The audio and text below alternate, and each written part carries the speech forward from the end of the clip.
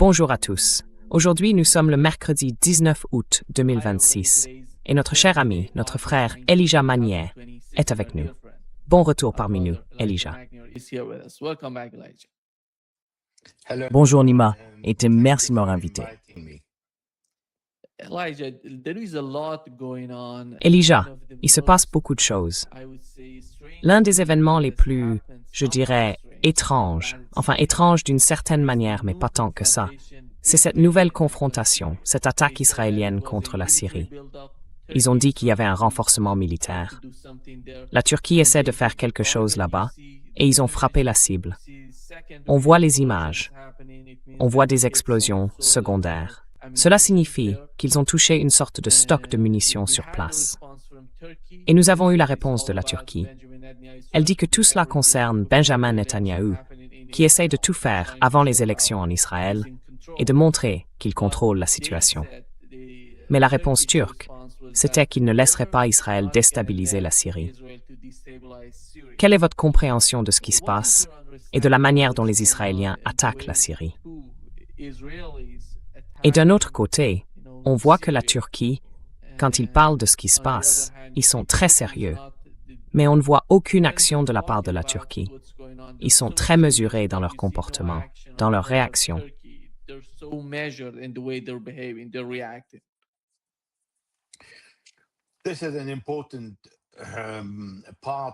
C'est un élément important de la dynamique au Moyen-Orient. Et permettez-moi de donner un peu de contexte avant l'attaque contre l'aéroport d'Abu Dour qui a eu lieu il y a quelques jours. D'abord, immédiatement après la chute de Bachar al-Assad, en décembre 2024, les Israéliens ont commencé à attaquer toutes les capacités militaires syriennes. Ils ont détruit la marine, les dépôts de missiles, les chars soviétiques modernes, les hélicoptères et les Sukhoi dont disposait la Syrie. Et surtout, ils ont détruit les installations de fabrication de missiles, car la Syrie est connue pour en fabriquer. Et ce qu'ils ont fait, c'est qu'ils se sont avancés dans le sud de la Syrie. D'abord, ils ont dit qu'ils étaient les défenseurs des Druzes de Soueïda.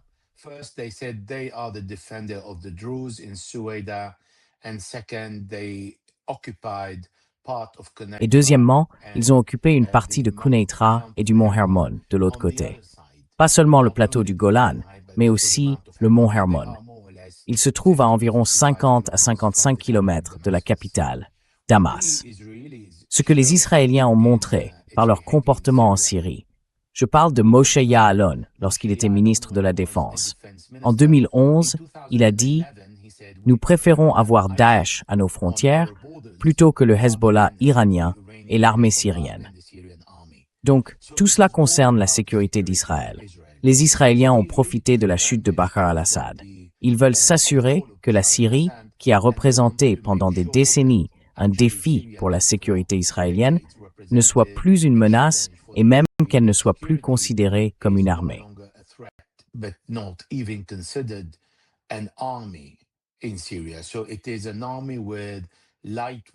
C'est donc une armée équipée d'armes légères, avec lesquelles ils peuvent se battre entre eux à l'intérieur du pays et contrôler les frontières.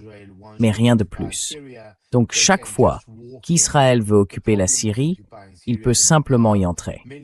Le problème pour occuper la Syrie, c'est qu'il y a des millions de personnes. Et en réalité, les Israéliens ne peuvent pas garantir une société qui ne leur soit pas hostile, à l'exception de la région druze, parce qu'il y a des Druzes des deux côtés de la frontière.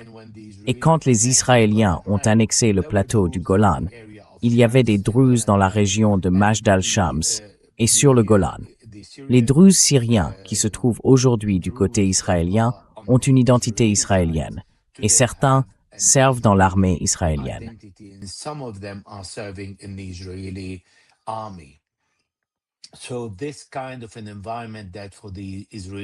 Donc, c'est le genre d'environnement qui, pour les Israéliens, est considéré comme non hostile. Pourtant, la chute de Bachar al-Assad s'est produite avec le soutien de la Turquie et de la Russie. Nous avons donc entendu à plusieurs reprises le président Donald Trump dire qu'en réalité, c'est la Turquie qui est derrière la chute d'Assad et le soutien à Ahmad Sharif.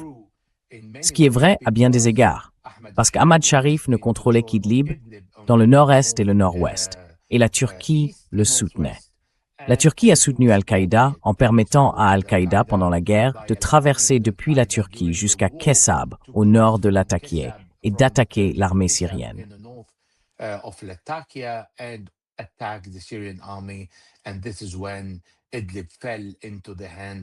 C'est à ce moment-là qu'Idlib est tombé aux mains des djihadistes.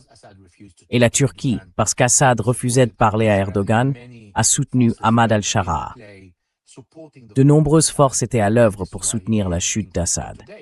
Et c'est pour cela qu'il est aujourd'hui au pouvoir. Donc lui, Ahmad al-Shara, autrefois connu sous le nom d'Abu Mohammed al-Julani, ancien émir de Daesh et ancien émir d'Al-Qaïda, est réellement devenu président grâce à la Turquie. Par conséquent, les relations entre les deux parties sont très étroites. La Turquie ne s'est pas contentée d'enseigner le turc à Idlib. Elle a changé les plaques d'immatriculation des voitures. Elle a introduit la monnaie turque à Idlib. La Turquie est donc véritablement implantée en Syrie.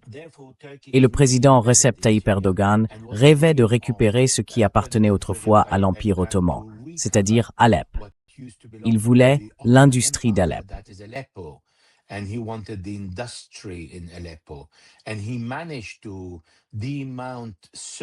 Et il a réussi à démonter une grande partie des équipements industriels et des usines d'Alep pendant la guerre civile pour les emmener en Turquie. Il existe donc une sorte de lien entre les deux pays. Après la chute de Bachar al-Assad, la Turquie a pensé pouvoir s'implanter militairement de manière forte en Syrie, comme elle le fait au Kurdistan irakien, où il y a 2 divisions turques. Ce qui s'est passé, c'est qu'ils sont d'abord allés à l'aéroport T4, et les Israéliens sont venus bombarder l'aéroport T4 pour dire aux Turcs qu'en réalité, vous n'êtes pas les bienvenus si vous représentez le moindre danger pour ma sécurité. Parce que la sécurité israélienne ne s'arrête pas aux frontières de la Palestine. Elle s'étend au Liban, elle s'étend à la Syrie, jusqu'à la frontière turque. Elle couvre toute la Jordanie. Elle s'étend à l'Égypte, à l'Arabie saoudite. Donc, la sécurité de la Palestine occupée par Israël dépasse les frontières actuelles, parce que Israël ne reconnaît pas les frontières.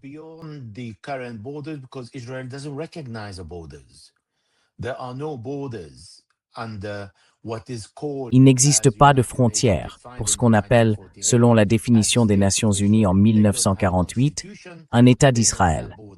Ils n'ont pas de constitution et ils n'ont pas de frontières. C'est pour cela que pour les Israéliens, le Grand Israël, que Benjamin Netanyahou, recherché par la CPI pour crimes de guerre, a défini comme l'objectif pour lequel il œuvre, le Grand Israël, inclut une partie de la Syrie, une partie de l'Irak, la Jordanie, la Cisjordanie, une partie de l'Arabie saoudite et une partie du Liban. Voilà donc la raison principale. Et Benjamin Netanyahou, lors de la visite du Premier ministre indien en février de cette année, le Premier ministre Modi a dit qu'il se retournerait contre les radicaux sunnites, et il voulait dire le Pakistan, la Turquie et le Qatar.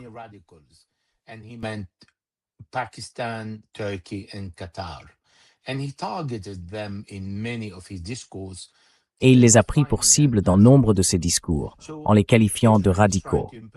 Israël essaie donc d'imposer de nouvelles règles d'engagement. En réalité, personne ne doit intervenir sur le terrain syrien et libanais face aux Israéliens. Il considère cela comme une sorte de petit jardin permettant à Israël d'exister. C'est là que s'étend la sécurité d'Israël. Donc, si la Turquie arrive et commence à envisager d'avoir une base à Idlib et à l'aéroport d'Al-Duhur, à 60 km de la frontière turque, c'est là que les Israéliens tentent d'imposer de nouvelles règles d'engagement en disant, en réalité, vous ne pouvez pas être ici. Maintenant, quelle est la position du gouvernement syrien? Le gouvernement syrien a déclaré « Je veux de bonnes relations avec Israël ».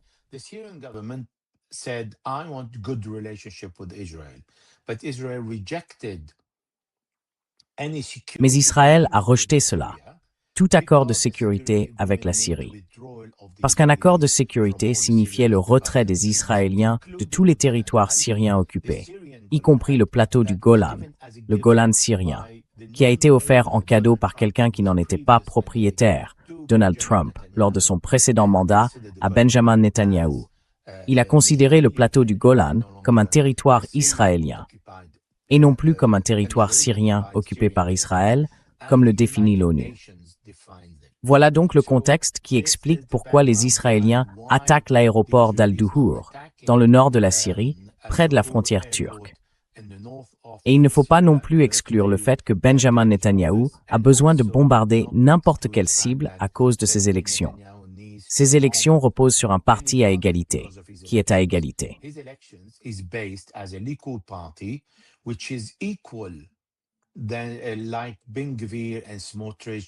Comme Ben Gvir et Smotrich, les deux radicaux qui étaient considérés comme des terroristes par le gouvernement israélien, par le système judiciaire israélien. La justice israélienne considérait Ben Gvir comme un terroriste avant que Benjamin Netanyahou ne le nomme ministre, parce qu'ils se rejoignent sur le même terrain. Ils ont le même objectif, ils ont la même vision. La différence entre les uns et les autres, c'est que Ben Gvir dit ouvertement ce qu'il fait, et Benjamin Netanyahou le dit de manière plus diplomatique. Mais le fond est le même, c'est ce qui se passe en Syrie. Et c'est pour cela que les Israéliens rejettent un accord avec les Syriens, qui sont déterminés à ne pas tirer sur les Israéliens, à ne pas les affronter, mais qui se retrouvent alors pris entre la Turquie et Israël.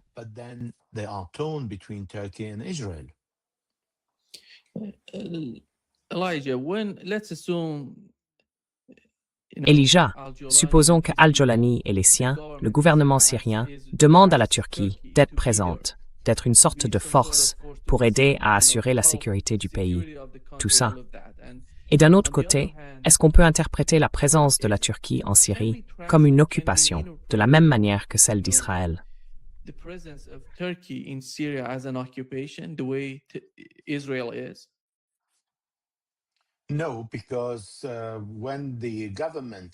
Non, parce que lorsque le gouvernement demande la présence d'une force étrangère, comme les Russes à Meimim et à Tartus, à l'aéroport de Meimim dans le nord-ouest, et à Tartus où se trouve la marine russe, c'est en accord avec le gouvernement syrien.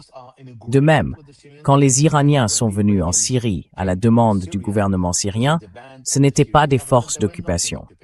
En revanche, occuper le plateau du Golan, qui est un territoire syrien, c'est autre chose. Les forces étrangères, comme les forces turques ou russes, ou auparavant les forces iraniennes, n'occupaient rien. Elles étaient là à la demande du gouvernement. Israël occupe le plateau du Golan, occupe le mont Hermon du côté syrien, et occupe une partie de Quneitra, un petit peu de Deraa.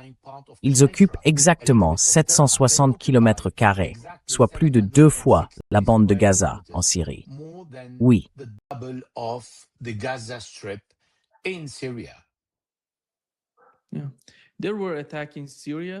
Ils attaquaient la Syrie, le Liban et Gaza en même temps. Qu'en est-il du sud du Liban, avec Ali al-Tahir? Ça veut dire qu'ils sont tellement obsédés par cet endroit, par cette région. Que représente cette montagne d'Ali al-Tahir?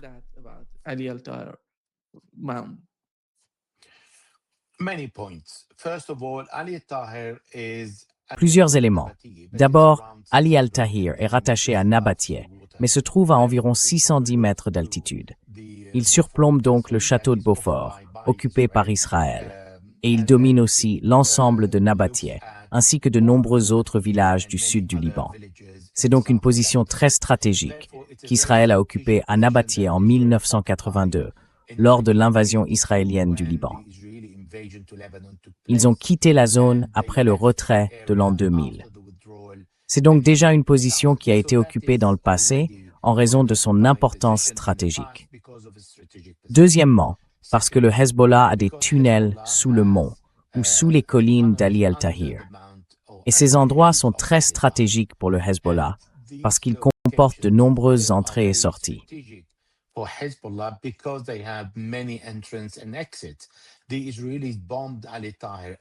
Les Israéliens ont bombardé al-Tahir tous les jours. Et depuis 5 mois, ils n'ont pas réussi à le détruire, ni à détruire les tunnels. Et le Hezbollah est toujours là. Le Hezbollah refuse de se rendre ou d'accepter tout accord permettant de faire sortir les combattants.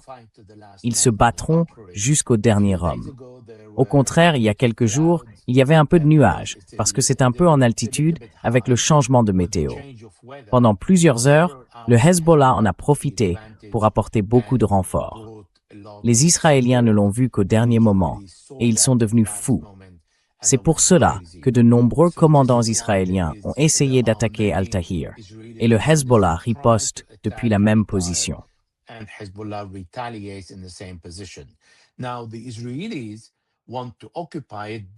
Maintenant, les Israéliens veulent l'occuper parce que le gouvernement libanais a considéré, comme dans le discours du président Joseph Aoun à Washington lorsqu'il est allé voir Donald Trump, que le Hezbollah et les acteurs non étatiques étaient le problème.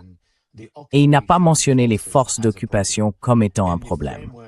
Dans le cadre qu'il a signé, il n'a pas exigé le retrait des forces israéliennes selon un calendrier précis. Il n'a pas dit que le Liban avait le droit de saisir les Nations Unies ou la Cour internationale de justice et d'y présenter un dossier sur les crimes israéliens, les crimes contre l'humanité, le meurtre de civils, la destruction des habitations civiles, la destruction de l'approvisionnement en eau. Tout ce qui est civil est détruit par Israël.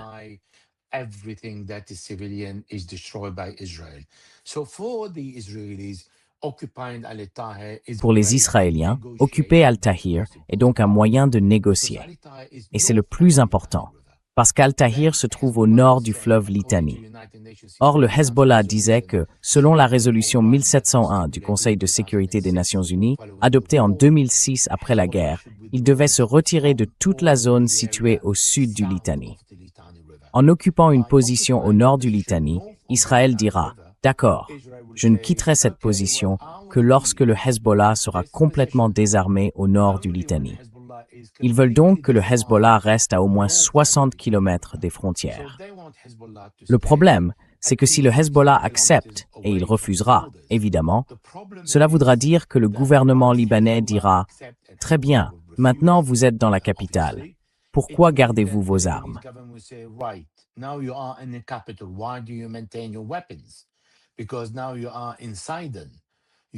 Parce que maintenant, vous êtes à Saïda, vous êtes dans la capitale du Sud, vous êtes à Beyrouth, vous êtes dans la vallée de la Bekaa. Donc, vous devez être désarmé. Mais désarmer le Hezbollah, cela signifie retirer la dernière carte de dissuasion des mains du gouvernement libanais. Or, pour ce gouvernement libanais, ce n'est pas un problème. Ils veulent désarmer le Hezbollah, même si Israël occupe le territoire, parce que Israël a introduit l'un des points que les Israéliens doivent vérifier, si le Hezbollah a été désarmé.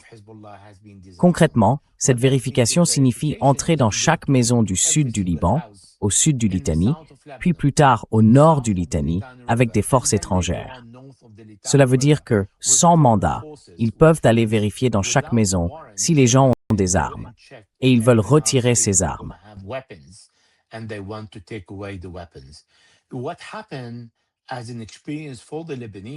Ce qui s'est passé, comme expérience pour les Libanais, c'est que lorsque le cessez-le-feu a été établi en novembre 2024, le Hezbollah a accepté de remettre ses armes à l'armée libanaise. Pendant 15 mois, le Hezbollah a respecté son retrait au sud du fleuve Litani. L'armée libanaise a détruit 5000 dépôts, sites et rassemblements d'armes du Hezbollah. Et les Américains n'ont pas permis à l'armée libanaise de conserver, de garder ni de stocker les armes du Hezbollah, qui sont bien plus sophistiquées que les armes légères américaines fournies à l'armée libanaise. Et comme l'a dit l'envoyé présidentiel américain, Tom Barrack, nous n'armons pas l'armée libanaise pour combattre Israël.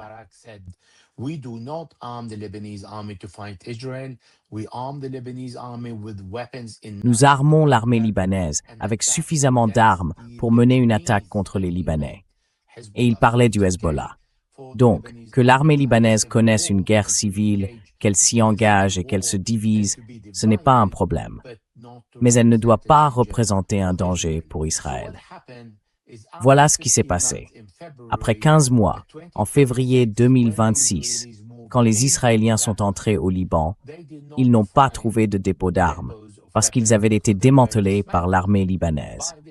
Ils pensaient donc pouvoir se promener tranquillement dans le sud du Liban. Ils ne s'attendaient pas à ce que le Hezbollah surgisse dans le sud du Liban, au sud du fleuve Litani, et, avec des armes légères, fasse comprendre aux Israéliens qu'il était là pour le défendre.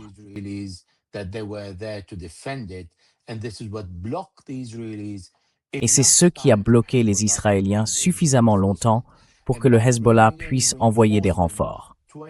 Et en envoyant ces renforts, 29 membres du Hezbollah ont été arrêtés alors qu'ils se rendaient, avec des armes et des systèmes de missiles anti-chars guidés par laser, vers le sud du Liban pour arrêter l'avancée des forces israéliennes d'invasion et d'occupation. Et l'armée libanaise a accepté d'arrêter la résistance libanaise et de la désarmer alors qu'elle allait combattre Israël. Vous voyez donc pourquoi il n'y a plus de confiance entre la résistance et ce gouvernement libanais dirigé par le président Joseph Aoun et le premier ministre Nawaf Salam, tous deux nommés et promus par les Américains et l'Arabie saoudite.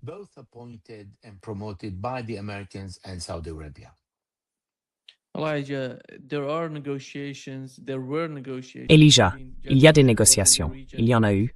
Jared Kushner était dans la région et s'entretenait avec le Hamas, avec des Israéliens.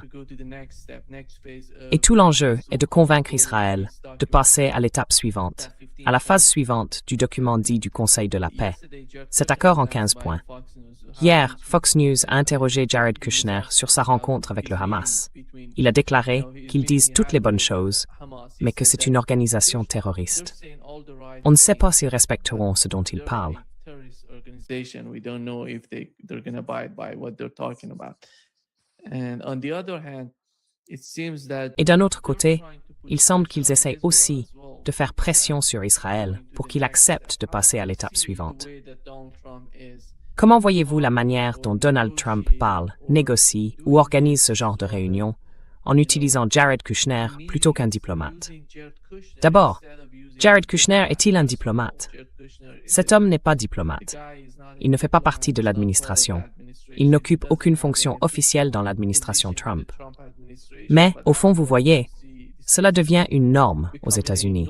Ils utilisent, disons, la Coupe du Monde et Jared Kushner pour ces discussions importantes, les plus cruciales, les plus fragiles et les plus critiques en Asie occidentale.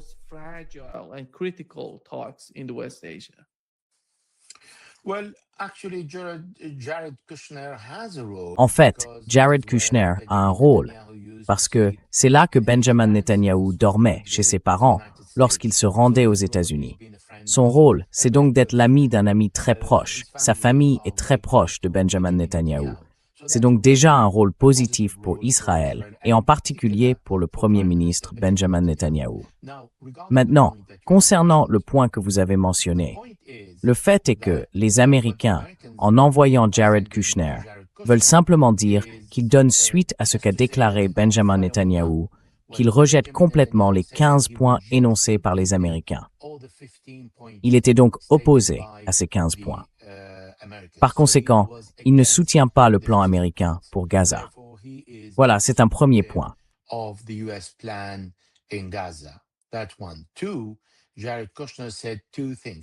Deuxièmement, Jared Kushner a dit deux choses. En dehors de ce qu'il a dit de positif sur le fait que le Hamas réponde, etc. Néanmoins, d'un autre côté, il leur a adressé un reproche. Sans dire qu'ils sont une organisation terroriste, il a affirmé que le Hamas devait être désarmé et abandonner tous les tunnels. Et s'ils peuvent le faire dans un délai de 60 à 90 jours, alors on pourra voir ce que cela signifie. Eh bien, 90 jours, c'est précisément tout ce dont Benjamin Netanyahou a besoin pour ces élections. Il lui faut en réalité ces 3 mois pour terminer les élections, puis savoir s'il va rester ou non.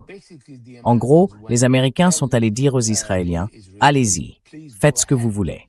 En particulier alors que Benjamin Netanyahou a bombardé Gaza et tué 5 Palestiniens le même jour, dont un enfant.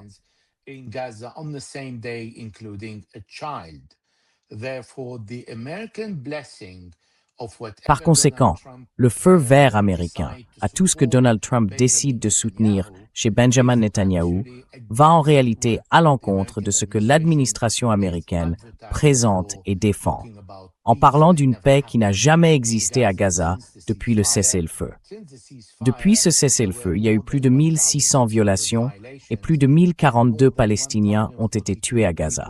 Voilà, le cessez-le-feu. Depuis le cessez-le-feu imposé par les Américains, les Israéliens sont passés d'une occupation de 53% de Gaza à 70%. Donc, quoi qu'on dise d'un cessez-le-feu à Gaza, c'est fictif. Parce qu'en réalité, cela sert les objectifs de Benjamin Netanyahou. Pas seulement les élections, mais aussi l'occupation de Gaza et l'absence de retrait.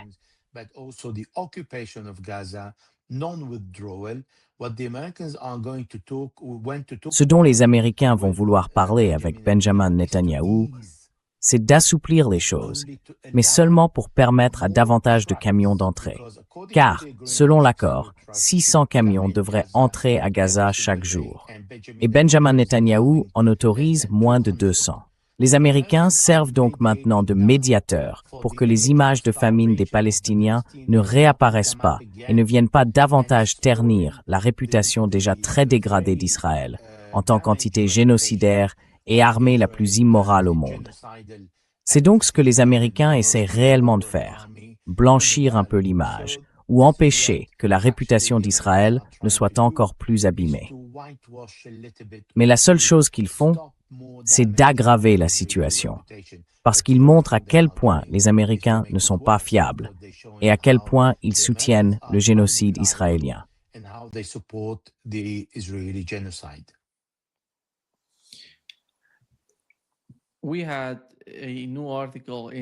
Nous avons eu un nouvel article dans le Financial Times, Elijah. Il affirme que l'Iran a envisagé d'étendre le conflit au-delà du Moyen-Orient si les États-Unis intensifiaient la guerre, avec de possibles frappes contre des installations militaires américaines dans le sud-est de l'Europe, notamment en Bulgarie et à Chypre. C'est ce qu'a rapporté le Financial Times. Et nous savons que, pour l'instant, les pourparlers, Donald Trump a déclaré hier qu'il n'y avait plus de discussion. Il veut exercer une pression énorme sur l'économie iranienne en maintenant le blocus.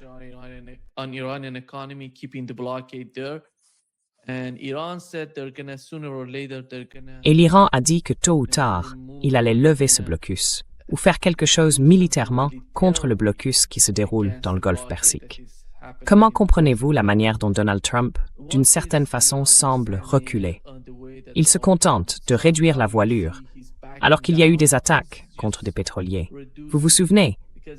Il avait dit, « Si vous attaquez ces navires et ces pétroliers, nous riposterons très durement. » Ces jours-là semblent révolus, et l'Iran attaque les pétroliers qui tentent de franchir le détroit d'Ormuz. Et il n'y a aucune réponse de la part des États-Unis. Ils essaient de se concentrer sur autre chose.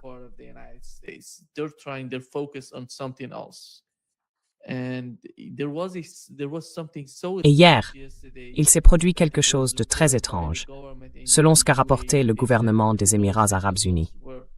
Ils ont affirmé que 2 missiles balistiques avaient été tirés depuis l'Iran pour frapper certaines cibles aux Émirats. Ils n'ont pas précisé quelle était la cible. Ils ont dit que les missiles avaient touché des zones dans les eaux proches de leurs frontières. Du côté iranien, on affirme que l'Iran n'a tiré aucun missile en direction des Émirats arabes unis.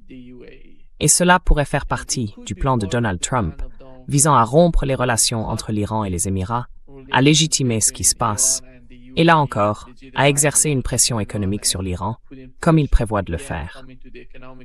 Comment interprétez-vous ce qui se passe entre les deux parties?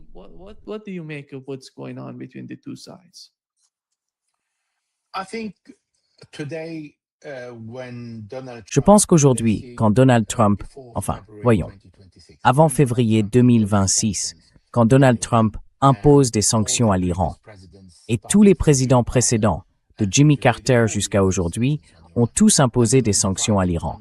Et les plus violentes, c'était sous Barack Obama, bien davantage que sous Donald Trump. Le problème, c'est que l'Iran souffrait seul des sanctions. La situation actuelle est différente, parce qu'aujourd'hui, l'Iran dit « Si je ne peux pas vendre mon pétrole, personne ne le vendra ». Et l'administration de Donald Trump est tellement contente de nous annoncer, je ne sais pas si c'est faux ou exact, mais j'aimerais penser que c'est exact, que 15 millions de barils de pétrole ont réussi à sortir du détroit d'Ormuz en une semaine, la semaine dernière. Partons du principe que c'est exact.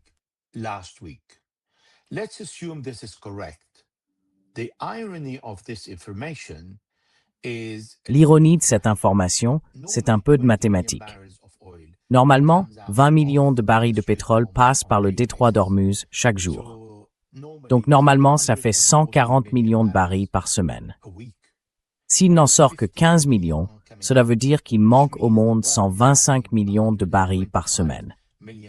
Donc tous les 7 jours, si l'on parle de 70 jours, ce qui est moins que la période allant du début de la guerre jusqu'à aujourd'hui, et de tout le pétrole dont le monde a été privé, on parle de plus d'1,2 milliard de barils de pétrole manquants sur le marché.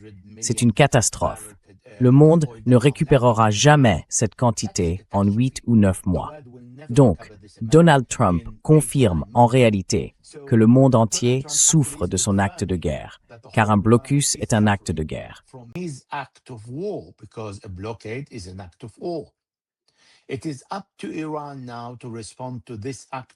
C'est maintenant à l'Iran de répondre à cet acte de guerre, parce que la situation, l'état de guerre, est toujours là, omniprésent, car le blocus est un acte de guerre. C'est donc à l'Iran de répondre de la manière qu'il jugera appropriée à l'acte de guerre des Américains. Et à mon avis, l'Iran ne restera pas sans rien faire, pas seulement pour briser le blocus, parce que le monde entier en souffre, mais aussi pour faire en sorte qu'une situation se crée dont tout le monde devra sortir.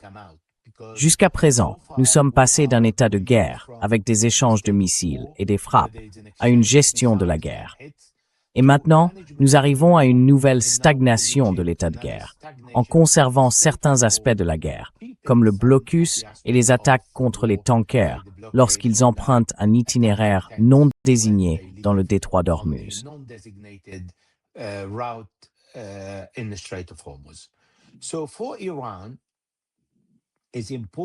Donc pour l'Iran, il est important d'élargir la guerre.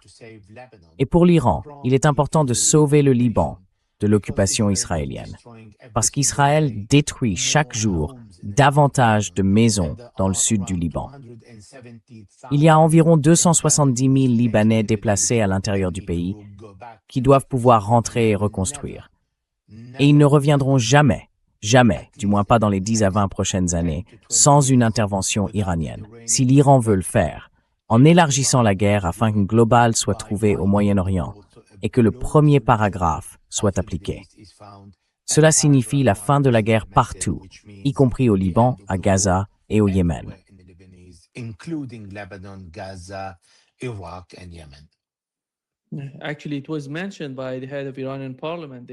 En fait, cela a été évoqué par le président du Parlement iranien.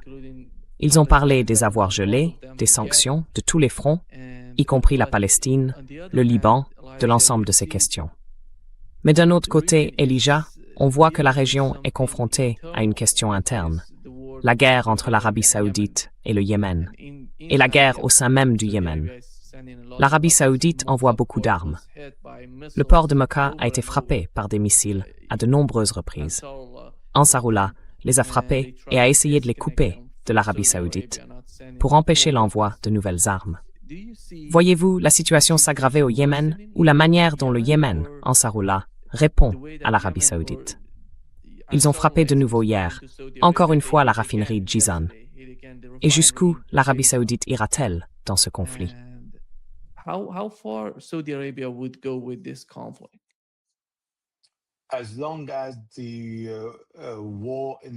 Tant que la guerre au Moyen-Orient se poursuit et que le problème du détroit d'Ormuz persiste, parce que maintenant les Saoudiens déplacent le gouvernement yéménite, ce mandataire saoudien nommé par les Saoudiens pour combattre Ansarullah.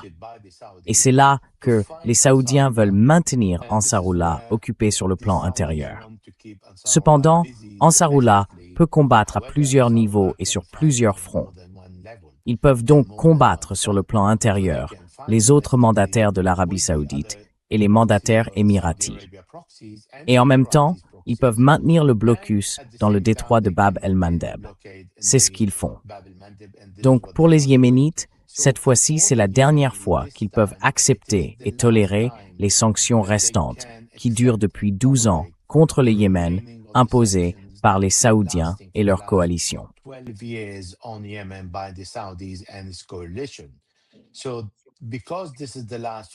Donc, puisque c'est la dernière guerre au Moyen-Orient, les Saoudiens n'accepteront pas de continuer à imposer cet embargo et ces sanctions aux Yéménites si la guerre oppose les Américains aux Iraniens, d'autant que l'Iran soutiendra les Yéménites plus que jamais. Et cela ne donnera pas une bonne image des Saoudiens.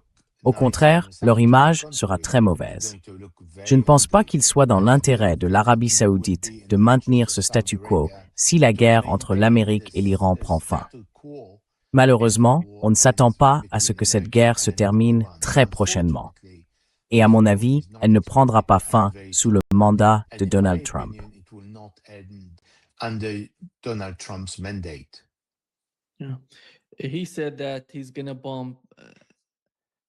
Il a dit qu'il allait bombarder l'Iran. Oman, encore une fois, a-t-il dit. Vous savez, c'est la deuxième fois. Il n'est pas satisfait de ce qui s'est passé entre l'Iran et Oman. Il semble qu'ils aient finalisé ce mécanisme, le nouveau mécanisme pour le détroit d'Ormuz. Elijah, voyez-vous la manière dont la guerre se poursuit? Et l'Iran ne va pas reculer. Nous n'avons vu aucun signe en ce sens au sein du gouvernement iranien. Même les nouvelles personnes arrivées au pouvoir sont davantage, comment dire, il n'y a aucun moyen pour elles de reculer. Elles ont pour la plupart un parcours militaire. Elles ont une solide expérience militaire. Elles savent ce qu'elles veulent. Et leur stratégie consiste à aller de l'avant.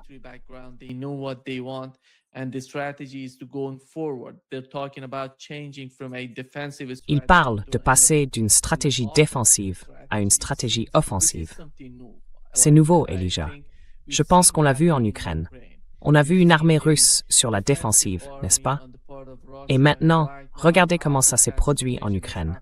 Comment ils sont passés d'une force défensive à une force offensive.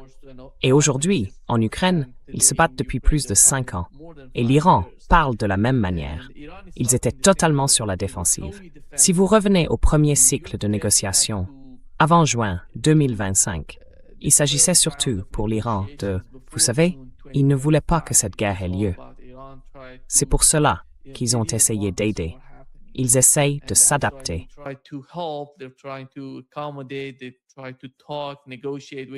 Ils ont essayé de discuter, de négocier avec les États-Unis en tentant de régler les problèmes, les petits problèmes liés au programme nucléaire.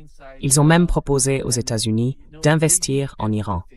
Et vous savez, ils ont tout fait pour éviter cette guerre. Mais la guerre a eu lieu. Nous connaissons les conséquences de cette guerre. Les assassinats, les destructions qu'elle a causées en Iran, la pression économique qu'ils subissent. Alors, ils ont décidé de passer à l'offensive, parce qu'ils n'ont pas d'autre choix. Comment voyez-vous la manière dont Donald Trump perçoit le conflit? Et les Iraniens changent. On voit le changement dans la manière dont l'Iran voit ce conflit. Cela devient plus offensif que défensif, ou que de céder du terrain.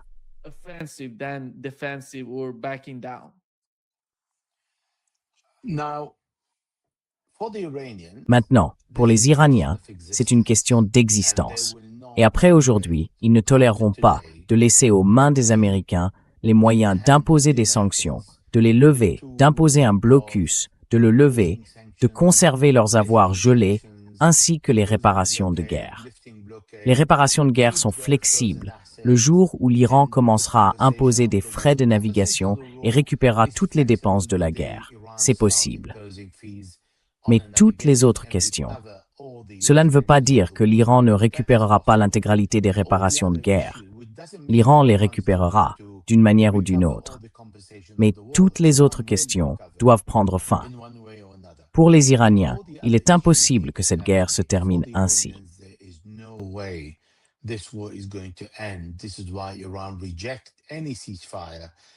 C'est pourquoi l'Iran rejette tout cessez-le-feu et veut que la fin de la guerre soit inscrite dans le protocole d'accord. Cela signifie le respect de tous les autres points évoqués par Ghalibaf, le président du Parlement. Cependant, en Iran, on a vu la présence, comme vous l'avez dit, de tous ceux qui ont un passé militaire, comme Mohsen Rezaei par exemple. Il a une expérience militaire et politique. Donc aujourd'hui, disons que les plus conservateurs ou les moins pragmatiques sont ceux qui peuvent conclure un accord.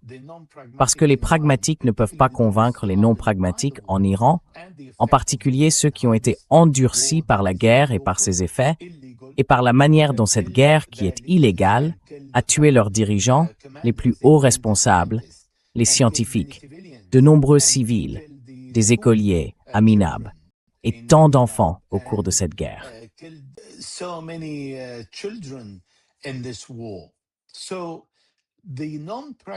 Donc, les non-pragmatiques sont ceux qui sont capables de conclure un accord qui sera accepté par les pragmatiques. C'est donc une bonne chose qu'ils soient au pouvoir aujourd'hui. Néanmoins, l'Amérique n'est pas prête à conclure un accord. L'Amérique ne peut pas accepter un accord dans lequel elle donne à l'Iran ce qu'il veut, conformément au protocole d'accord. Ce protocole d'accord, en réalité, tout ce qu'il contient est en faveur de l'Iran. Et c'est pour cela que Donald Trump l'a signé avec une mauvaise intention, parce qu'il ne voulait pas le mettre en œuvre. Et ce n'est pas mon analyse. C'est une déclaration du vice-président américain qui a dit dans les médias que Donald Trump l'avait signé uniquement pour que le détroit d'Ormuz soit ouvert, et qu'il soit ouvert du côté d'Oman, parce qu'il pensait. C'est le seul à le penser.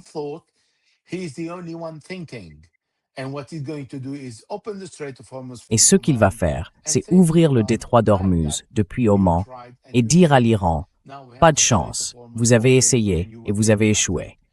Maintenant, le détroit d'Ormuz est ouvert et vous n'obtiendrez rien. » Et il pensait que les Iraniens diraient « Oh, nous avons fait une erreur, et bon, en fait, nous devons jouer franc jeu ici parce que Donald Trump a été malhonnête et a réussi à briser le siège du détroit d'Ormuz. » Cela ne va pas se produire, donc le blocus restera en place, à moins que les Américains ne démontrent qu'ils ont de bonnes intentions et qu'ils commencent à appliquer toutes les exigences stipulées dans le protocole d'accord, en commençant par mettre fin à la guerre.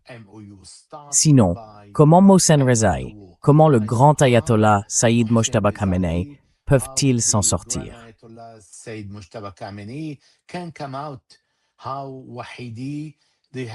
Comment Vahidi, le chef des gardiens de la révolution, peut-il sortir?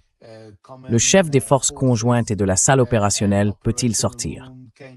Ils ne le peuvent pas, parce qu'ils savent qu'ils seraient des cibles faciles. Pas parce qu'ils ont peur d'être tués, mais parce qu'ils ne veulent pas donner cette satisfaction aux Américains et aux Israéliens. Donc, si l'état de guerre perdure, il n'y aura pas d'accord. Donald Trump peut sauter sur la tête. Il n'obtiendra aucun accord. Et maintenant, le prix du pétrole dépasse les 91 $ le baril, et il continue de monter. Il est passé de 70 à 80, puis à 90 $, et maintenant, il est à plus de 91 $. Les Iraniens attendent donc désormais que toutes les réserves de pétrole, les réserves stratégiques de pétrole, soient épuisées partout dans le monde, pas seulement aux États-Unis.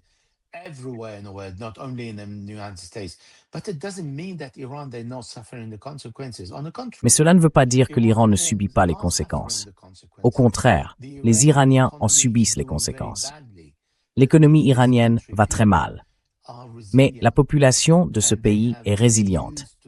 Elle est habituée à ce genre de situation, avec des dévaluations. Ils ont vécu des périodes plus difficiles pendant la guerre Iran-Irak. Pendant toutes les sanctions, ils ont traversé une période très dure et ils ont appris à compter sur eux-mêmes. Mais cela ne veut pas dire qu'ils sont heureux. Cela ne veut pas dire qu'ils ont une économie florissante. Mais ils doivent s'appuyer sur les 30 à 40% de ce qui entre et de ce qui sort par le rail, via l'Ouzbékistan, le Turkménistan et la Chine, ainsi que par la mer Caspienne.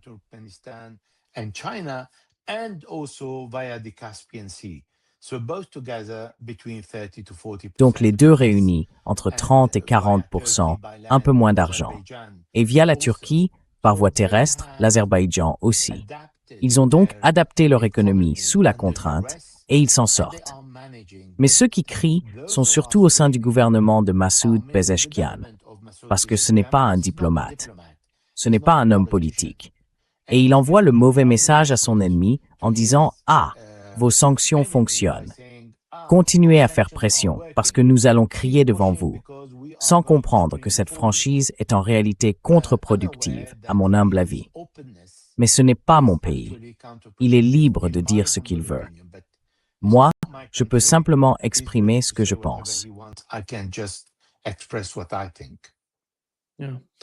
And, Oui. Elijah, the other Et Elijah, point that was l'autre mentioned point by soulevé par MTG, Marjorie Taylor Greene, c'est qu'il y a 2 Taylor jours, Greene, elle a publié que les États-Unis envisagent sérieusement d'utiliser des armes nucléaires contre l'Iran. Et vu le recours aux armes conventionnelles, et ce qui s'est passé jusqu'à présent, il est en quelque sorte logique de penser que les États-Unis iraient jusque-là, parce qu'ils ont déjà utilisé des avions de chasse, des missiles Tomahawk, des HIMARS. Ils ont tout essayé. Vous savez, le blocus et l'attaque terrestre depuis le Koweït contre l'Iran, vous savez, dans l'ouest de l'Iran.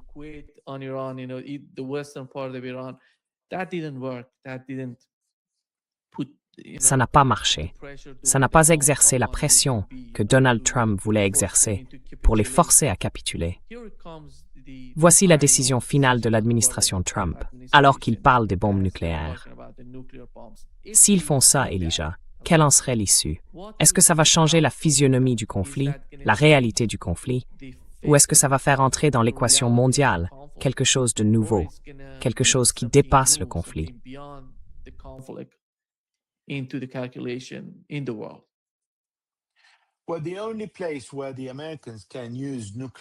Eh bien, le seul endroit où les Américains peuvent utiliser une bombe nucléaire, c'est sur le mont Parchin. Mais ils ont la GBU-61. Ils peuvent l'utiliser. Et une bombe nucléaire sur cette montagne peut atteindre au-delà de ce qu'une bombe conventionnelle pourrait atteindre. Cela ne veut pas dire que la pénétration est plus profonde. Mais lorsqu'une bombe nucléaire est utilisée, disons à 300 mètres, cela signifie qu'ils peuvent atteindre 15 à 20 fois plus loin et causer davantage de dégâts que n'importe quelle bombe conventionnelle au tunnel qui se trouve sous les montagnes.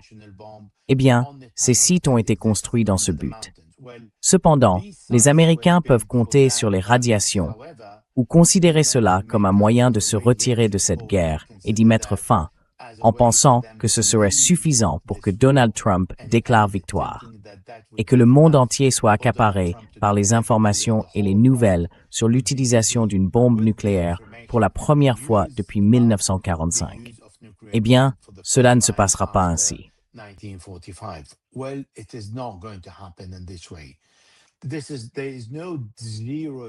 Il n'y a pas une probabilité nulle que les Américains utilisent une bombe nucléaire sur cette montagne en particulier, ou sur Fordo par exemple, parce que la montagne de Parchin est plus profonde que Fordo. Mais elle n'a pas ce que Fordo avait.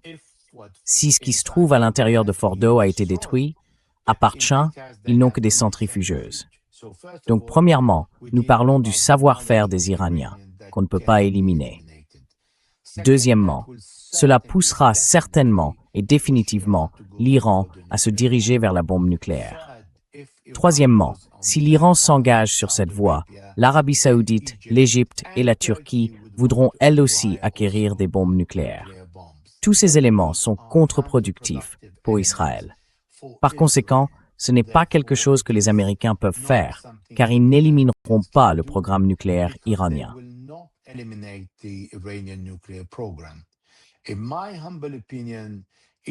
À mon humble avis, même si tout est possible avec Donald Trump, je ne pense pas. Si je raisonne en fonction de ce qui relève de la sécurité nationale israélienne, puisque l'Amérique agit selon la sécurité nationale israélienne et non selon la sécurité nationale américaine, alors je vois cela comme contre-productif pour Israël. Par conséquent, les Américains ne le feront pas. Donc, utiliser une bombe nucléaire contre une montagne, en réalité, convaincrait les Iraniens que la décision de ne pas fabriquer de bombes était une erreur, et que le détroit d'Ormuz ne suffit pas, et qu'ils doivent vraiment aller fabriquer les 10 premières bombes nucléaires pour s'assurer qu'après l'essai, il leur en reste encore d'autres.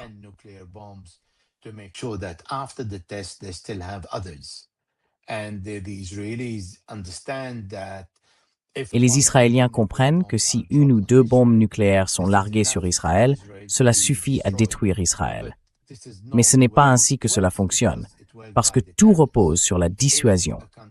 Si un pays possède une bombe nucléaire, cela signifie qu'il impose une dissuasion à l'autre, et l'autre n'osera pas l'attaquer. Voilà ce qui, selon moi, pourrait arriver. C'est possible. Toutefois, ce serait contre-productif. C'est donc très peu probable. Mais si cela se produit, si cela doit se produire, ce sera très limité à un endroit précis, où la radioactivité suffirait à dissuader tout Iranien de retourner au même endroit.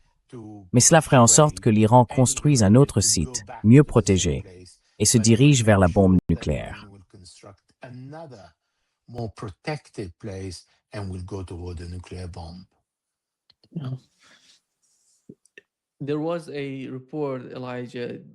Il y a eu un article, Elijah. Aux États-Unis, il y a eu en quelque sorte deux réactions à ce qui s'est passé entre la Turquie, le Pakistan et l'Arabie saoudite. D'un côté, celle de l'ancien secrétaire d'État Anthony Blinken. Il a dit qu'il mettait en garde l'administration Trump. Il avait peur de ce qui se passait. Et cela s'est finalement produit. Ces pays, de grands pays d'Asie occidentale et des pays musulmans, se sont rapprochés. Et puis de l'autre côté, il y a eu la réaction de Donald Trump qui a déclaré « Je félicite les gouvernements là-bas et je suis heureux qu'ils se rapprochent. Ils se défendent. »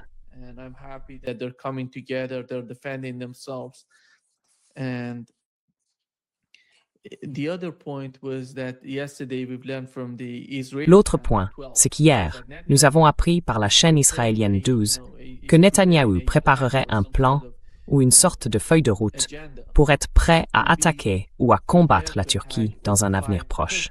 La prochaine guerre serait contre la Turquie. S'il gagne, j'imagine que ce serait l'un de ses projets, parce que lui, comme vous l'avez mentionné, le cas de la Syrie ne va pas, vous savez, disparaître de sitôt. Mais selon vous, comment interpréter ce qui s'est passé entre ces trois pays, si l'on suppose que l'Égypte en ferait partie? Erdogan a été interrogé sur la signification de ce pacte militaire ou de défense. Il a répondu « C'est l'article 5 de l'OTAN ». Et que pensez-vous de toutes ces différentes réactions à ce qui s'est passé?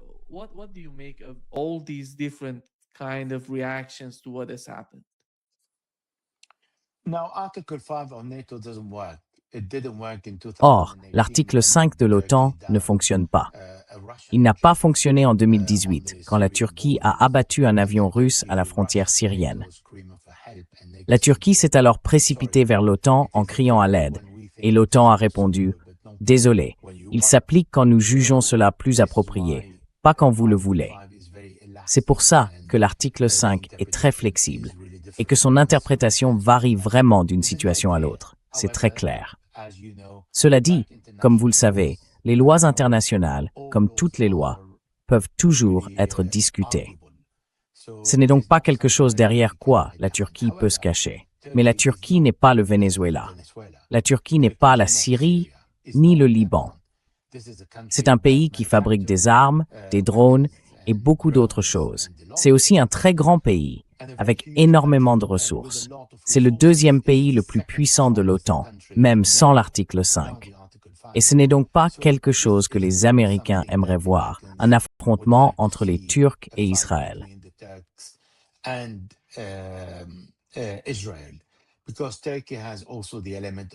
Parce que la Turquie a aussi la question des Palestiniens. La Turquie soutient le Hamas, et c'est les frères musulmans. La Turquie soutient le Qatar, et le Qatar aussi, c'est les frères musulmans. Et les pays arabes trouveront un soutien différent, parce qu'il existe désormais un pacte entre le Pakistan et la Turquie. Cela ne veut pas dire que si la Turquie est attaquée, le Pakistan interviendra, parce qu'il y avait déjà un pacte entre le Pakistan et l'Arabie saoudite, avant le pacte à trois entre la Turquie, l'Arabie saoudite et le Pakistan. Et le Pakistan n'a rien fait lorsqu'il a été attaqué par l'Iran ou par les Yéménites. Donc je ne compterai pas là-dessus. Néanmoins, je ne pense pas que Benjamin Netanyahou va attaquer la Turquie. Il doit d'abord commencer par des attaques de sabotage. Et je sais, et ce n'est pas vraiment un secret, que le Mossad utilise le territoire turc pour ses opérations à l'étranger.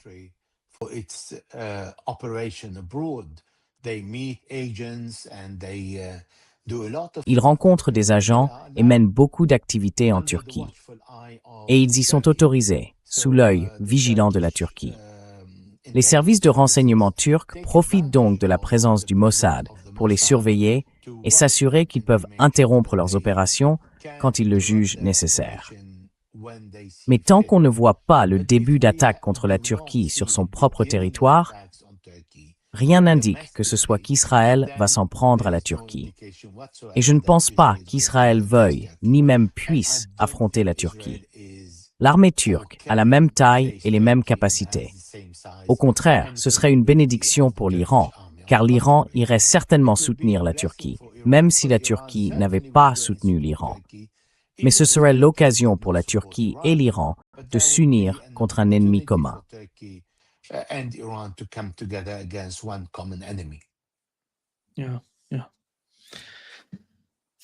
Merci beaucoup, Elijah, d'être avec nous aujourd'hui. C'est toujours un grand plaisir. Tout le plaisir est pour moi. Merci de m'avoir invité.